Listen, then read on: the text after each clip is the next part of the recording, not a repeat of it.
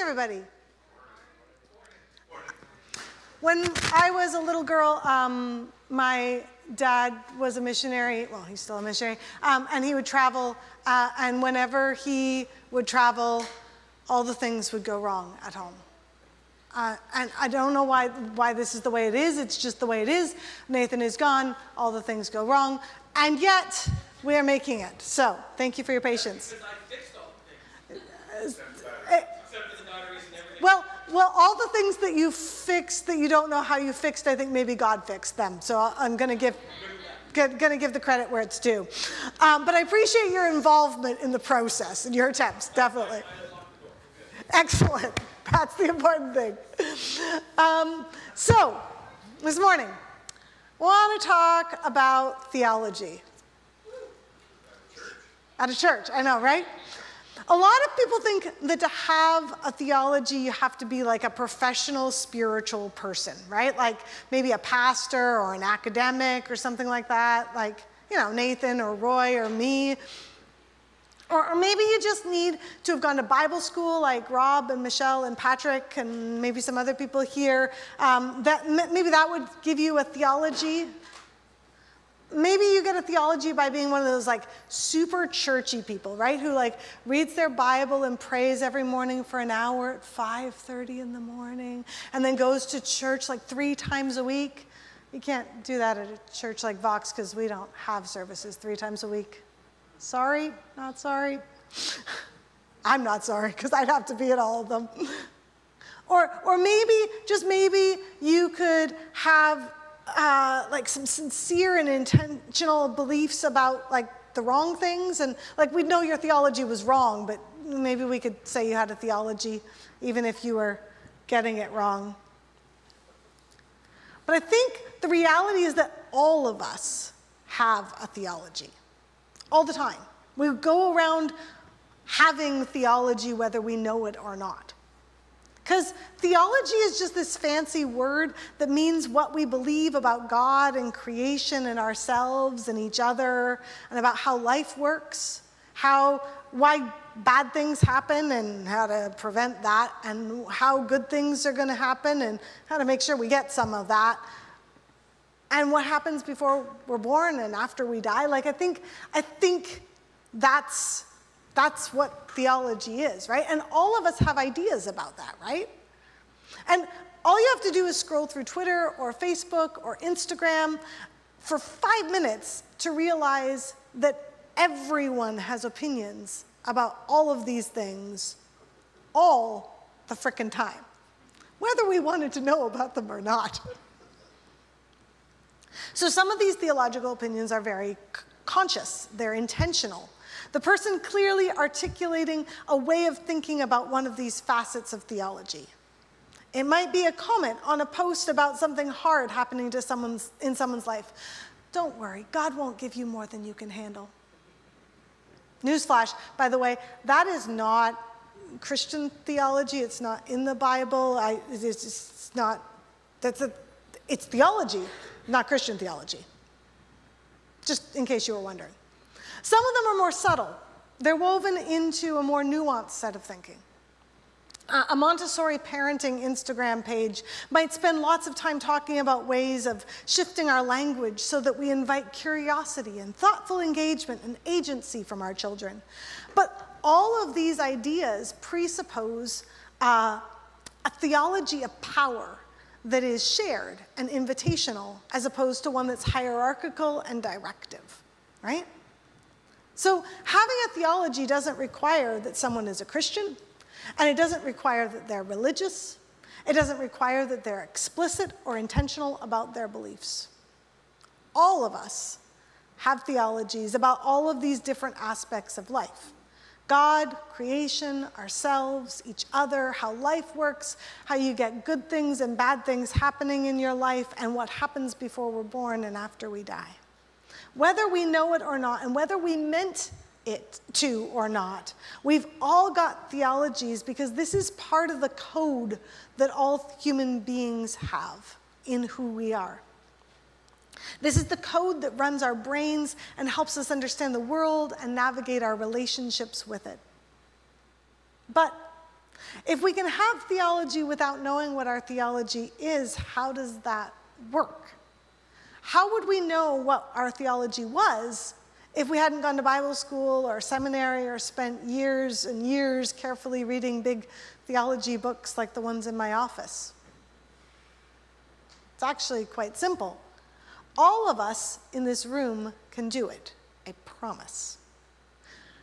Regardless of how much we've read or studied or thought about, we can know what our theology is and even infer what other people's theology is by their actions. And this isn't just a modern notion either, nor is it just a Christian belief. In the Poetics by Aristotle, like hundreds of years before Jesus was born, he said, "It is by their actions that we know what people are." And we could rephrase it equally truthfully today to say, it is by their actions that we know what people believe, right? Actions speak louder than words. We know this. This is how we know what people think. And then I would go one step further. Just as we can know what we believe by looking at our actions, the way that we act over time has the power to shift our beliefs. It impacts our theology, whether we mean for it to or not. And this is very much the case in our passage this morning. We've finally gotten to John 19. Took us a little while. We're partway through Jesus' trial, and this is what it says here. Then Pilate took Jesus and had him flogged, and the soldiers wove a crown of thorns and put it on his head, and they dressed him in a purple robe. They kept coming up to him saying, "Hail, King of the Jews," and striking him on the face. Pilate went out again and said to them, "Look, I am bringing him out to you to let you know that I find no case against him." So Jesus came out wearing the crown of thorns and the purple robe. Pilate said to them, "Behold, the man." When the chief priests and the police saw him, they shouted, "Crucify him! Crucify him!" Pilate said to them, "Take him yourselves and crucify him. I find no case against him." The Jews answered him, "We have a law, and according to that law he ought to die because he has claimed to be the Son of God." Now, let's just be clear here. This is a super weird passage. And it would be weird even if it was in the bigger context of Jesus' arrest and sham trial and execution, but it's not. Can you go to the next slide, Janelle? Because N.T. Wright saw something really interesting in it and divided his book on John with this as its own little thing, and then Nathan, who is currently on his way to California, where it's nice weather, to meet someone fancy and important that we don't get to meet, and definitely not trying to preach on this passage, decided to use Wright's divisions here and left us to deal with it on our own. Thanks, Nathan. Thanks, laptop, that just lost my entire sermon. We're just gonna, 1 second here. I would like my sermon notes. You kind of prophesied that things were going to go wrong. I did, I promised this, so there's no surprise. There's no surprise. But after writing out half of another sermon, so I also have those notes on here, but we're not going to use them, trying to make sense of what Wright saw with this, I'm going to embrace my first impression of this passage. Because when I read it, the first thing I wanted to do was to pull these guys to one side and put my finger to my lips and be like, next slide. "Excuse me, sir, your theology is showing." Like, it's very embarrassing. It's hanging out there for the whole world to see. Awkward. These are the chief priests. These are the religious elites. They're the ones who claim to have all the right theology, but this particular theology of power for them and power over others and maintenance of the status quo of their power over others at all costs is the theology that's showing. It's not the first time that's happened either. I went back through the Gospels this week to trace this journey between Jesus and the religious leaders. In the books of Matthew, Mark, and Luke, the interactions between Jesus and the scribes and Pharisees begin early on with when Jesus heals a paralytic. And Jesus tells him that his sins are forgiven, and the scribes who are present accuse Jesus of blasphemy. How dare he? Later, in the same chapter, Jesus heals a person who is mute, and the Pharisees who are present claim he is casting out demons as the ruler of demons. By Matthew 12, less than halfway through the book, this group of grumpy leaders is already conspiring to see how they can destroy him. And in Luke 11, about the same point in his ministry, we're told that they have already become hostile towards him, lying in wait for him. Why does this happen? What's the deal here? Like these religious leaders, they're Jews, and the Jewish scripture is full of passages that talk about the Messiah. It is full of prophetic passages that talk about the need to act justly and to love mercy and to walk humbly with God. Passages that talk about old men seeing visions and young men dreaming dreams of hope and possibility. Passages that talk about plans that prosper us and don't harm us, plans that give us hope and a future. Passages that talk about a society where everyone has what they need, where all their needs are provided for, and where lives get lived to their fullest. Passages that even talk about everyone, abso-freaking-lutely everyone having equal access to God. Jesus and Judaism aren't at odds with each other. Jesus is the fulfillment of the Jewish scriptures, and these religious leaders know what these scriptures say. They have been schooled and educated in these texts. They've gone to the equivalent of the seminaries of their day.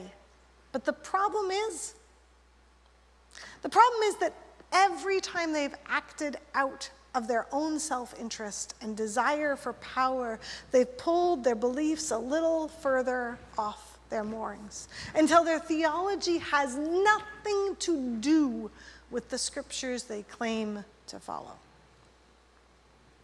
At some point along the way, you see, they had to choose whether they were going to come down on the side of justice for the poor or on the side of the Roman authorities who had the power to expand their power.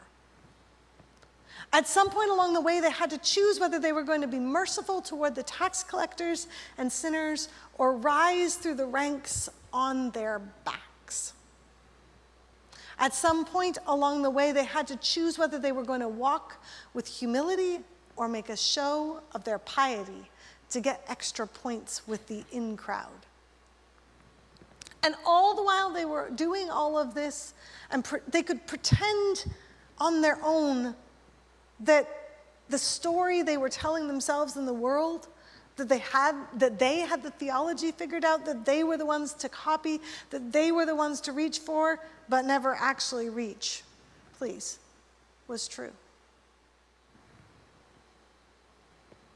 And then Jesus showed up. In a world full of suffering and pain, a world that was clinging on to the last vestiges of hope, Jesus' theology, Jesus' belief and actions, his preaching and teaching, his miracles, his parables, his provision, it was like this breath of fresh air for most of the people who heard him speak. This was the Messiah they had been waiting for. This was hope incarnate. This was a beautiful, wonderful thing. But for those religious leaders, these ones whose actions had left them with a house of cards theology that pretended to be based on the Jewish scriptures and pretended to be for the sake of the people, but was really about power and prestige and money. For these religious elite, Jesus was like a flashlight in the eyes of a drunk pulled over at the side of the road for a ride check. Jesus' theology exposed them for the frauds that they were, and they lashed out. First, it was with jibes and snips, blasphemer, ruler of demons. These are the playground taunts of a schoolyard bully hoping to shift the balance of power in the yard in their favor, right? When these fail, they turn to bigger tactics. They go head to head with him, asking questions to try to stump him, questions about taxation and about heaven, about their expertise theologically, the law and the prophets. But he silences them every time. They ask Jesus for a sign, and he turns them away, exposing the evil of their request outright for what it is. They try to trick him into healing on the Sabbath, but all they succeed in doing is turning the crowd ever towards Jesus. Eventually, fed up with their constant harping, Jesus denounces them completely and utterly for failing to practice what they preach, for keeping people out of the kingdom, for getting lost in the weeds theologically, for failing to love justice and mercy, being greedy and self-indulgent, and acting hypocritically. And these leaders, they respond in the only way they think is left to them.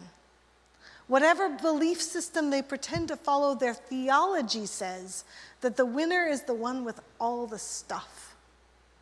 Their theology says that the winner is the one with the most access to power. Their theology says that the winner is the one who can control the situation. Their theology says that the winner is the one who has the last say. Their theology has shaped their actions, and their behaviors have shaped their theology for decades, until their theology and actions have become unrecognizable to the very law and prophets they claim to teach. And now it has made it impossible for them to see Jesus as the fulfillment of the law and prophets their people have been hoping for hundreds of years. Instead, their theology made them scheme for a way to capture Jesus. Their theology made them eager to accept Judas's offer of betrayal. Their theology didn't pipe up once to make them question the decision to follow Judas to Gethsemane. It didn't make them once question how the sham trial should go, or what their hoped for end result of taking Jesus to Herod and then to Pilate was. Out of their rage, out of their desire to win, out of their desire to get Jesus, over and over and over again, these men have made their entire lives out of the idea that they have the right theology, the right ideas about God, the right theoethical practice, as my ethics prof calls it. That's the right way of living that comes out of the right way of believing about God. In the face of Jesus, all of that is revealed for what it is. Over and over and over again, throughout the Gospels, these highfalutin, power-hungry leaders have been revealed for what they really believe, and they are fed up with feeling guilty, talked down to, belittled, and exposed. When we ask how we get to this weird, uncomfortable passage that Nathan left us with, this is how it happens.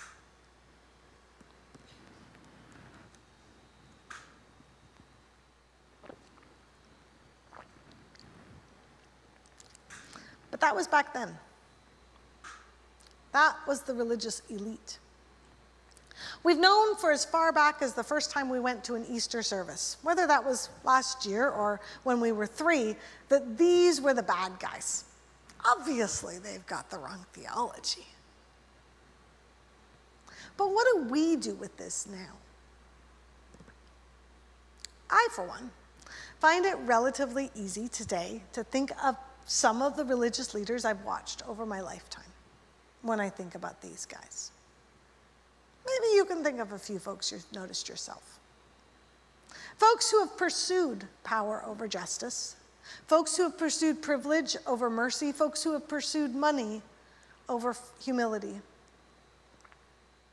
Maybe it helps a little bit to realize that far from teaching us about Jesus, in acting like this, these people are revealing what they think about God and people and creation and good things and bad things and what happens after we die. They are revealing their beliefs and exposing their values for all the world to see. Like someone's shirt dangling loose from their open fly, their theology is showing. And maybe, to the extent that we can realize when we see this behavior in the lives of religious leaders, that it has much more to do with them than it ever had to do with Jesus. Maybe, to the extent that we can separate their theology and ethics and practice from the life Jesus lived and taught us and died and rose again to make possible, maybe that helps us to keep our faith in the face of the wild injustices and hurtful actions that we see around us and are even the victims of. Maybe it does. And if so, I hope you will hold on to that this morning. But I don't think that's the only thing we can take from this. In fact, if that's all we take from this, I think we might be missing out on something really important. Thomas Merton was a Catholic monk during the 20th century. And he wrote all sorts of stuff and lived a really interesting life. And if you're looking for a devotional author, this guy is deep and challenging, especially when it comes to things like contemplation and silence and those sorts of disciplines. But one of the things he wrote that often gets quoted is this: instead of hating the people you think are war makers, hate the appetites and disorder in your own soul, which are the cause of war. If you love peace, then hate injustice, hate tyranny, hate greed, but hate these things in yourself, not in another. Oof. It's a bit challenging, isn't it? Feels really easy to identify when other people have let their theology show. It feels so simple to notice when someone is treating other people unjustly, especially when the other people they're treating unjustly are us.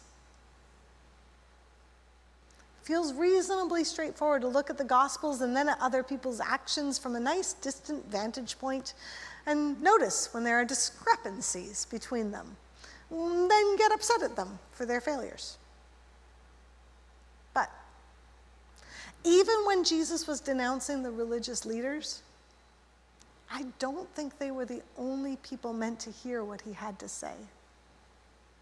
And I don't think they were the only people who Jesus wanted to see change. Think about it. In Matthew 21, Jesus tells these two parables that are clearly about the religious leaders, and they get it. The first one goes like this. What do you think? A man had 2 sons. He went to the first and said, "Son, go and work in the vineyard today." He answered, "I will not." But later he changed his mind, and he went. The father went to the second and said the same, and he answered, "I go, sir." But he didn't go. Which of the 2 did the will of his father? They said, "The first." Jesus said to them, "Truly I tell you, the tax collectors and the prostitutes are going into the kingdom of God ahead of you. For John came to you in the way of righteousness, and you didn't believe him. And even after you saw it, you didn't change your minds and believe him." Listen to another parable. There was a landowner who planted a vineyard, but a fence around it, dug a wine press in it, and built a watchtower. Then he leased it to tenants and went away. When the harvest had come, he sent his slaves to the tenants to collect his produce. But the tenants seized his slaves and beat one, killed another, and stoned a third. Again he sent other slaves, more than the first, and they treated them in the same way. Then he sent his son to them, saying, "They will respect my son." But when the tenants saw the son, they said to themselves, "This is the heir. Let us kill him and get his inheritance." So they seized him, threw him out of the vineyard, and killed him. Now, when the owner of the vineyard comes, what will he do to these tenants? They said to him, "He will put those wretched tenants to a miserable death and lease the vineyard to other tenants who will give him the produce at the harvest time." By the time Jesus finishes telling these parables, the religious leaders know that he is getting at them, right? But that doesn't actually mean that the rest of the people in the crowd didn't find something in them there for them too, does it? I don't know about you, but as a parent, I was always more pleased when my kids surprised me by doing the things they had told me they absolutely would not do than when they promised me they would do something and didn't follow through. My guess is that everyone in this crowd could relate to that a little bit and could think about the ways they had failed to do what they had promised God or managed to do in spite of what they had said. And what about the second parable? Anybody have any idea how many of Jesus' audience would have been tenants themselves? Any guesses? Caroline says all. Any other guesses? It's pretty high. It's like 90% or more. So yeah, probably all. Except we know his audience included the chief priests, and they had some land. They had gotten some of that stuff, probably from some of the people in the crowd. How many of them were trying to cheat the system, mistreating their landlords however they could out of an anger at a system that left them horribly vulnerable? My guess is that in small ways and big ways, this one would have landed for at least some of the people in the audience. Sure, the religious leaders felt attacked by this, but actually my guess is that lots of people in the audience felt like Jesus was going after them directly in that moment. It's like when you come to church and you listen to a sermon and it feels like it's pointed directly at you. Notice I didn't point at anybody. But most of the time, at least when I'm preaching, and I know Nathan and Roy have said this, most of the time we've been wrestling with this all week and we're pretty sure it's pointing just right at us. It's how this works. I don't think these parables were ever just for the religious elite, even if they were for the religious elite. And I think that's a good thing. I think it's a good thing when our beliefs get checked against our actions. When we don't just have to assent to some intellectual ideas, but when we have the chance to check in to see whether we're actually living like this is true. For example, I am a person who says I believe that ultimately God is in control and I am not. I try hard to live this out, to practice this in practical ways. And one of the things that I do, that I've been doing for a long time, is taking a Sabbath every week. If you were to watch my actions on a typical Saturday, you might even think I'd gotten pretty good at this whole Sabbath thing. It's very rare for me to do schoolwork on the Sabbath, or to work on my sermon on the Sabbath, or to take a class or say yes to speaking at something on my Sabbath. And over the years, I've found various things that work better than others for this, but whatever I've tried, I've found the practice meaningful and helpful in reminding me that God is God and I am not. But for all that effort and intention to match up my actions with my beliefs, I found my theology about control slipping out of its rightful place this fall in response to some situations in my life that felt out of control.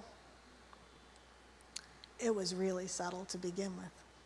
Just a slight slip of my posture, a slight shift in my behavior. It was so small to begin with that I could lie to myself and pretend that it wasn't really happening. Pretend that I still believed that God was in control and I was not. Pretend that I was fully trusting God with the outcome of all of these situations. Somewhere in the back of my mind, I knew I was off by a couple of degrees, but I just kept trying to push through. I kept forcing just a little bit more from myself in an attempt to try to meet needs that were beyond my own capacity. I said yes to some things I shouldn't have said yes to, because I didn't quite trust that God, while inviting me to join the work of the kingdom, was never assuming I was responsible for making it all happen on my own. The problem with these types of situations is that they're subtle. And it can keep going for a while before you really notice that there's a problem, right? Like eating just a little bit too much at every meal. It takes time before your pants don't fit. Like having one extra drink or drinking just one more day of the week. It takes time for you to necessarily realize you're developing a problem. Like filling your calendar with one more meeting or trying to add one more thing to your already overloaded life. It takes time before you burn out and crash out from too little sleep. Or like pulling back from people and eating together with them and connecting and sharing life the way we were meant to. It takes time to realize you're off all by yourself. For me, one of the places I struggle most in my own theology is this idea that God is in control and I am not. I've spent too much of my life in situations that made me question that. And so when times get tough, it becomes really easy for me to slip back into those habits. That's my thing. I don't imagine it's necessarily yours, but I bet each and every one of you have one of these things. And it wasn't until I snapped at someone that I didn't mean to snap at, and then made an error in judgment that could have, but thankfully didn't this time, result in major consequences, that I realized what I'd done. I realized how far off my theology was, how much my actions were both revealing about my theology and pulling my theology away from what I actually wanted to believe is true. I realized how much my theology was showing, how embarrassing that was, and how much I needed to make some adjustments to get things back in line before it got worse. So here's my question for you this morning. Where's your theology showing? Where are the gaps between what you want to say you believe about God and what it means to follow Jesus and the way you're actually living? The point here isn't about shaming ourselves. The point here isn't about wallowing under a boatload of guilt. None of that helps us to follow Jesus any better. The point is to help us to develop an awareness that links us back into this connection between what we do and what we believe. There's a connection between our theology and our actions. It can be hard sometimes to know what we really believe, all the while it stays up here in our head. But just like Jesus insisted that the actions of the religious elite betrayed their beliefs, we will know what we believe by how we act. And we don't have to wait until it's a crisis moment to figure it out. It's there for us to see today. We can check our progress.